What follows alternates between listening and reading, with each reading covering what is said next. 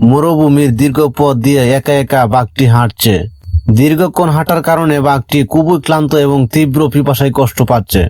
হঠাৎ দূরে একটি সবুজ গাছ দেখতে পেয়ে বাঘটি থেমে তাকায়। বাঘটি ধীরে ধীরে সেই সবুজ গাছের দিকে হাঁটতে শুরু করে। গাছের নিচে বসে বাঘটি কিছুক্ষণ বিশ্রাম নেয়। বিশ্রাম শেষে বাঘটি চারদিকে পানি খুঁজতে থাকে।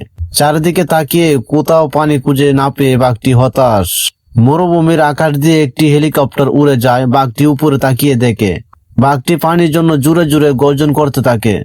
হেলিকপ্টারের পাইলট নিচে তাকিয়ে বাঘটিকে দেখতে পায়। পাইলট হেলিকপ্টার নামিয়ে বাঘটির কাছে আসে। পাইলট বাঘটির অবস্থায় বুঝতে পারে এবং সাহায্যের সিদ্ধান্ত নেয়। পাইলট বাঘটিকে রশি দিয়ে নিরাপদভাবে বেঁধে ফেলে। বাঘটিকে হেলিকপ্টারে ঝুলিয়ে মরুভূমি থেকে নিয়ে যাওয়া হয়। বাঘটিকে একটি কুয়ার কাছে নামানো হয়। বাঘটি কুয়ার পানি খেয়ে তৃপ্তি হয়। বাঘটি শান্ত ও আনন্দিত হয়ে পাইলটের দিকে কৃতজ্ঞ দৃষ্টিতে তাকায়। এই পাইলটের জন্য লাইক ও সাবস্ক্রাইব করে দাও।